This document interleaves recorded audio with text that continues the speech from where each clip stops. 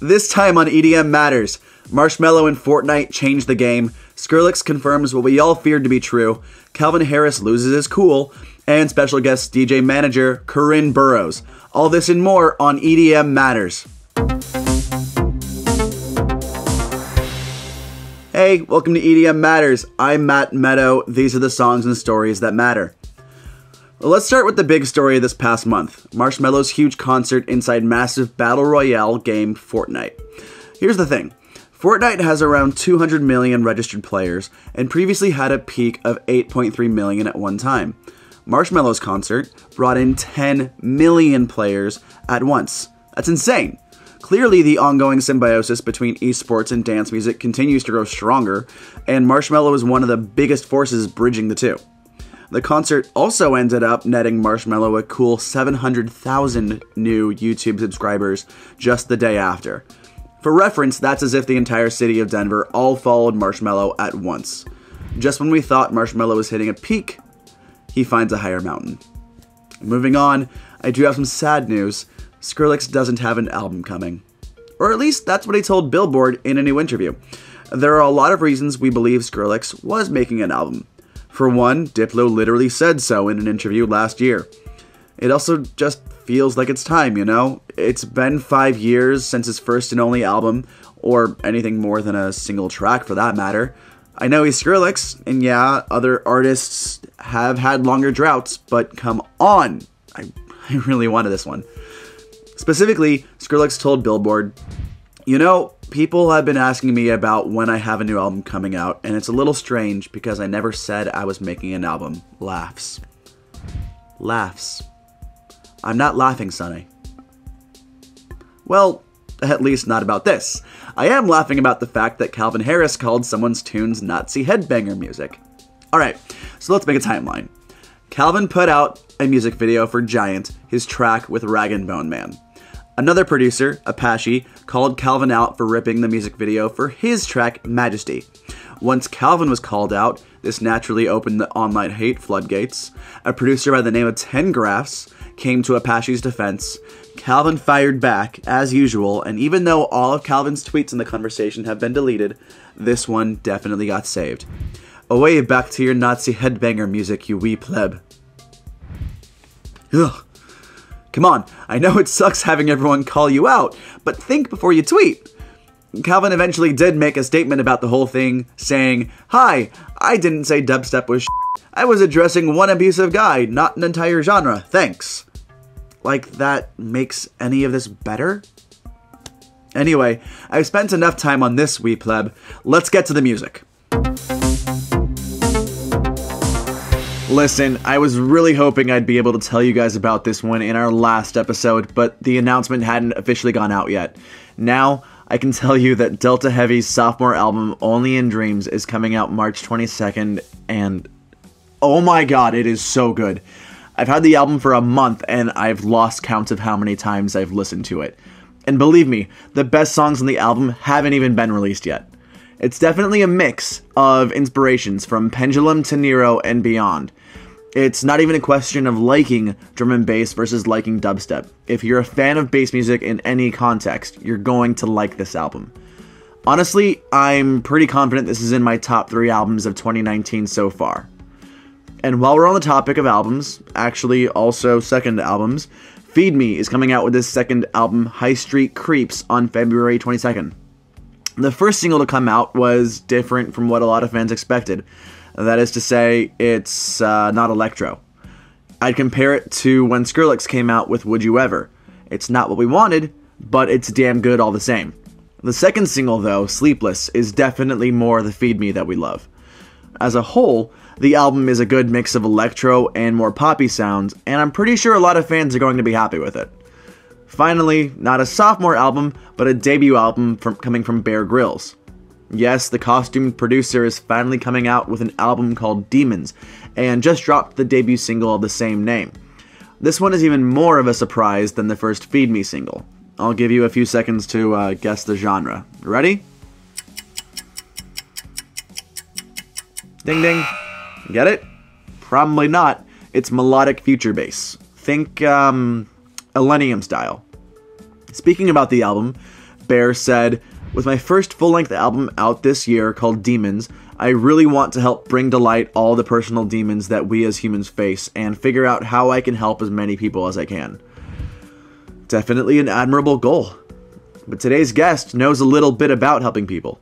She's one of the best artist managers I know, and also a hell of a good person. Please welcome Corynne Burrows of New Management and Play Festival. Hey, you're watching EDM Matters. I'm here with my special guest today, Corynne Burrows, COO of New Management and Player at Play Festival.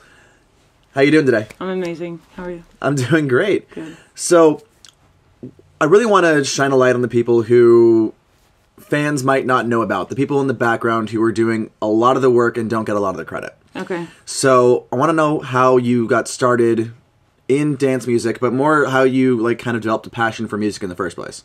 I would say that I got started, one of my friends from back home started DJing, and it was just one of those things where she wanted to go out and go to all the clubs and all of our friends would come, so I just started coordinating groups of people to come out to all the shows, and then she got bookings in Orlando, and so we started running party buses from Melbourne to Orlando.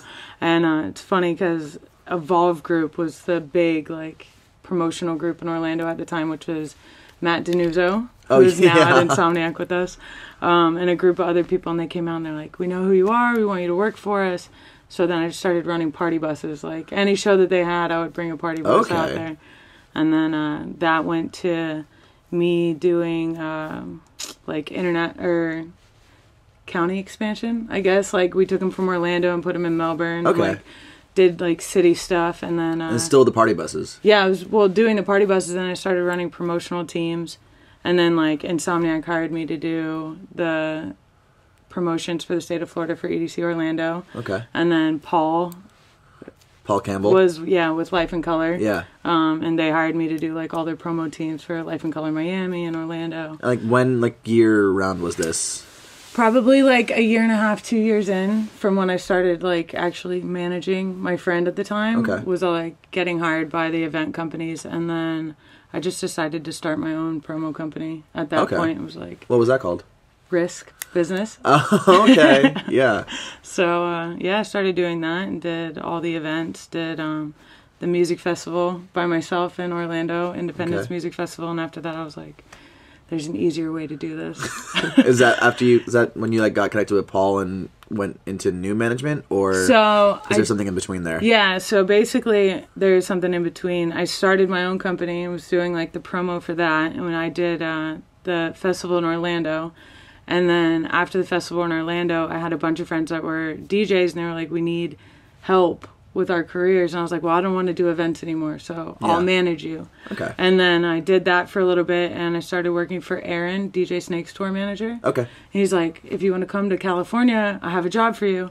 And I was like, "I'm down, I'll go." And so I came out and I worked for him for a little bit, and then Paul was like, "I'm starting a management company, I need some help." Okay. I was like, "I'm here, I'm down." So who was the first client for the management company? This kid called AWT, Andrew Toney. He's a Tampa-based DJ. He was progressive house and trance. Gotcha. So he was the first artist that I got booked by a big thing. He did EDC Orlando. Okay. The year after I did the promotions for it. So. I mean, you guys were based in Orlando. I was based in Orlando technically. I lived in Melbourne, which was an hour away. But that's the kind of the market that you were also Central Florida. Yeah, exactly. Yeah. So it makes sense that you guys were pushing for EDC Orlando a lot. For sure. And that's still one of the markets that you guys are strongest in with Bonnie and Clyde, Nitti Gritti, the whole crew. It's been I think 7 years or 6 years that I've worked it in some capacity. Yeah. In a row. So you kind of switched from events back to management, but now you're also getting involved in events again. Yes. So tell me a little bit about Play Festival. I know there hasn't really been much said about it. It's been under wraps. So Paul came up with this idea 3 years ago. He's like, "Wouldn't it be cool if there was a video game and music festival?" And all of us were like, "Yeah, that would be sick." Yeah, of course. It's I think what is missing. And so we just started developing the idea and refining it. And then there was a lot of conversations with a lot of different companies. But ultimately we were always if there was one company who could do it properly, we think Insomniac would be the one, because it's just such an immersive experience. And So we pitched it to Insomniac, and they loved it. And now we work at the Insomniac office 5 days a week. And Oh, no. yeah, That's awesome. It's really full circle. It's crazy. But we're going to be making a lot of announcements towards the end of the month, beginning of next month. Okay. So you guys will get date, location very soon. Oh, that's amazing. I mean, I know like the whole, like there's the gaming and dance music communities have been so simpatico like for like the past year or so, especially with like you guys have like Ninja and Marshmello like leading the charge, like doing the whole Fortnite thing together. Like it's insane. Yeah. So can you tell me like what kind of games you're thinking of like featuring, or is that still too soon to like reveal? I would say that it's going to be like full scope. Okay. So there's going to be old school stuff for like the older generations, and then like a lot of new school stuff as well. And okay. Just like all encompassing. All right. All right, so tell me a little bit about this last year. You've been working a lot with Bonnie and Clyde, Nitti Gritti, Kandy, and arguably every single one of them has been blowing up and just becoming a lot bigger in their scenes than they were the year before. Yeah. So how much of that is due to management on the back end, things that people don't see happening? I would say there's a lot of it that comes down to like what we do on the back end. Like we're working 24/7 on the artists. Like we don't really get days off, and my team knows that. I feel that. It's a Monday through Friday gig, but at no point does anybody clock out at 6 p.m. on Friday. Like stuff happens, and you got to be there for it. But I think it's just like a marriage between how hard the team that we've built is willing to work. And, like, we have an incredible roster of very talented people. And just throwing gas on things that, like, they're super passionate about allows it to kind of catch fire. Yeah. Do you ever find yourself kind of, like, getting lost in the identities of your artists? Like, as manager, you kind of have to identify with them at all times and push their own brand. So I'm wondering if, like... So, for instance, like, do you find yourself being more of an advocate for one of your artists than for yourself? I would say yes to a certain extent, only because that's how I am personally. Okay. I get very enveloped in whatever it is that I'm doing and just run a million miles an hour. Yeah. And then all of a sudden you look up and you're like, I feel like nothing's happened, but everything's happened. But yeah, to a certain extent, there's always like that need to like pull back and like assess everything that you're doing and make sure that like, one, I'm staying true to myself always, and two, that I'm staying true to like our company, like morals, so to speak. Okay. But we just have a really good team, and it just like works very fluidly. Do you have any routine or patterns in your own life that you use to ground yourself to make sure that you're not getting too lost in the sauce when you're working, and make sure that you're still like staying grounded and sane? I try to. Sometimes can't really stick to it. Depends on how much I'm traveling, honestly. Like if I can come home and like I have 2 weeks at home, then I'll get in a routine where like go grocery shopping, make coffee, work out, all those things. But when you're on the road and like you have to wake up and try to grab coffee, there's no time to work out, get on transport, go to the next stop. Like it's really difficult, but gotta find the balance somewhere, I guess. Absolutely agree. Well, we're going to stop there for just a second, and we're going to go to our gaming portion. We're going to be playing Hydro Thunder on, what is that, the Xbox 360. So stay tuned. We'll be right back. Hey, you're watching EDM Matters. This is the part of the show where we play a video game with our guest. We're here with Corynne Burrows of New Management and Play Festival. Today we're playing Hydro Thunder Hurricane. Neither of us have really played this game a lot, so hopefully it goes well. But we're here to have fun. You ready? Yeah, I'm ready. All right, let's do it. You gotta hit ready. All right, here we go. So, you've been a gamer for a little while. You had a game system or two growing up as a kid, right? Yeah, all the way back to...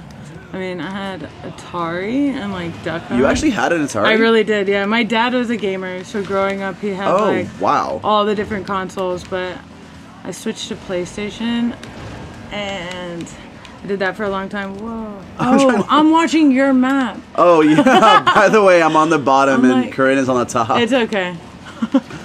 I'll come back. So your dad was a gamer. Yeah, he did. He had like all the different consoles. The Duck Hunt game was like one of my favorite, and we did like, I had a Super Nintendo, N64. I really had like most of the consoles. Wow. My dad was a gamer too, but he started us on like MS-DOS games on like old PCs. Yeah. So like I was playing like Doom and Duke Nukem. Like that was Doom. That was my like Doom. the old school Doom. But you said you got into like PlayStation and yeah, I have PlayStation 3, PlayStation 4, and an Xbox 360. Oh, you think you're gonna pass me? I did pass you, I'm pretty sure. I think you did. Oh No. Oh my god. The obstacles in this game are like really ridiculous and completely random. Super random. That was my thing. Oh my god. So are you playing any games right now? I have Red Dead and Black Ops 4. Dude, okay. How is Red Dead? Because I wanted to get that, but it's I just slow moving. That was my biggest concern with it. Let's remind me who you live with. So I live with Bonnie and Clyde. Yeah. And then Sam and Elijah. Sam F. Yeah, Sam Yeah. F. Well, now Adam and Steve, Oh, as they are known. I forgot about that. And then Scott from what was formerly known as Two Owls. Oh, you live with Scott? Yeah. And Oh, I had no idea. Oh, and you beat me. Jameson Thieves also is living with us right now. You have a big house. Yeah. Oh, damn. Big spot. Okay. All right, so we're doing best 2 out of 3. So I'm not out of this yet, but yeah, she has one. I did win. Yeah. All right. So we're gonna get through this. Do you want to change boats? I'm down. Yeah. Okay. All right. We've changed boats. We're doing a new map. Corynne has 1. I have 0. We're doing best 2 out of 3. Let's see what we can do here. So, how long have you been living in the house? Because I remember visiting there. What was it, like late last year? So we moved in September. Okay. So, did you come to like that big party? birthday party? Yeah, I did. Yeah, that was a fun one. That was a fun one. I could not turn a corner without seeing someone that I knew. There was actually 1,000 people in our house. Was there actually? Yeah. Oh my god, I was wondering how many people were there. Yeah. Well, the backyard's huge, so you can't really tell, but... Yeah, exactly. Did anybody fall in the pool that night? I don't think so, not to my knowledge. That really surprised me because, like, people were walking around it super close. Yeah, no, it was definitely a risky scenario. Yeah. Across the board. So, where are you headed to in the world next? What is next? I've got Crush with Nitti Gritti this weekend. Where's that? San Bernardino. Oh, okay. Nas. Oh, that's the one here. Yep. Okay. And then after that, probably Miami for Miami Music Week. Oh, yeah. And then Kandy's doing a Loud and Proud tour, so we'll be hitting, I think the first stop for that's Tampa on the 30th of March. Tell me about the Kandy tour, because that's supporting all the Pride dates, right? Yeah, so he came out publicly last year. And Proud of him. Yes, me too. So we're kind of embracing that, and we're gonna go to a bunch of different Pride events all across the country. We'll do meet and greets during the day, and then after parties at night. That'll be fun. Yeah, it's gonna be a lot of fun. I'm very excited for it. And I crushed you. Oh, did you? Damn. Oh yeah, I'm already done. Oh my god, I got wrecked. Well, you finished third. Not bad. You finished first. Yeah, I did though. Yeah. First is the only place that really matters. If you ain't first, you last. Exactly. Well, we're 1-1, so this just got interesting. Yeah. Literally, yeah. Now it's actually down to the wire. All right. Catch up with us in a second when we pick a new boat and a new map. All right. We're back with our third boat, third map. Actually, we didn't choose a map yet. Give me 1 second. Boom. Done. Babylon. Let's do it. So, Corynne is 1. I'm 1. This is going to be the one that seals it. And Serious. Yeah, this is serious business right here. All right, let's go. For bragging rights. This is for bragging rights, absolutely. All right, so the last time I saw Nitti Gritti was at the shrine. He was reporting Nightmare, right? Yeah, on the Nightmare tour. And oh crap, I got a slow start. And my memory of that night is he brought out a special guest. He did. He brought out Mario. Who, like, I remember seeing him on stage and recognizing the song and being like, who is that? Like, I know that song, and I looked up and was like, no, oh my god, excuse you. My bad. I remember seeing him like, that can't be him, and I like looked him up and like, oh they brought out Mario. Yeah, so Ricky, he's been doing like a lot of big remixes for people. We did like the Bazzy remix, and he got the remix for Mario, and Mario was in LA. He had that big show, so I invited him out, and then played. Oh my God, it just blew up. Yeah, it played "You Should Let Me Love You." Yeah. Which was like literally my favorite song growing up ever. So it was a super iconic moment for me. So was that like guest appearance like planned at all, or was it just like in LA and you're just like, yo, come to the show? I mean, we had known it was gonna happen for like 2 weeks. Okay. So like we did all the advancing and everything for it, and then they played their remix together. It was just super legendary. No, absolutely. Like that's all everyone. Like I met Mario backstage, and I I showed him the Gospel of Gardettos because it was. I think it was in Nitti Gritti's like rider like basket, just like a bag of chips and everything. Yeah. And he's like, "What's that?" I'm like, "Oh, you don't know Gardettos?" Like I recently had a poll on my Instagram between like Gardettos and Chex Mix, and Chex Mix Gardettos won 52% to 48. Oh my gosh, no way. I swear to God. Blasphemy. Absolutely. I'm so glad you're Team Gardettos. Yes, absolutely. Because they're the best. So what's up next for Nitti? Nitti's got Crush this weekend, and then he's been in the studio like crazy. Oh my, really now? Oh, did I just pass you? Yeah, you did. Oh my God. Oh no! I'm like, oh wow. So he's got a bunch of music coming out, Yeah. and then he'll be touring Oh my extensively throughout the rest of the year. Going back to Orlando again? We will do an Orlando play. There's some big festivals up for grabs as well. I think I just beat you 2 out of 3. I think you did. Man, that's the second episode in a row that I have lost the game segment. Honestly, my team would have given me a really hard time if I lost video games. I mean, I think my team is giving me the stink eye right now. But either way, I concede defeat. Corynne, thank you very much for joining me here on EDM Matters. Corynne Burrows, New Management Play Festival. I'm Matt Meadow. This has been EDM Matters. Please join us next time. We'll see you later.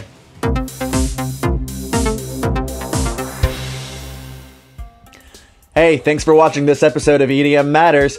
Please give the video a like if you enjoyed it, and let us know what you want to see in the future in the comments. Also, click here to see our previous episode, and make sure to subscribe to get notified whenever we drop something new.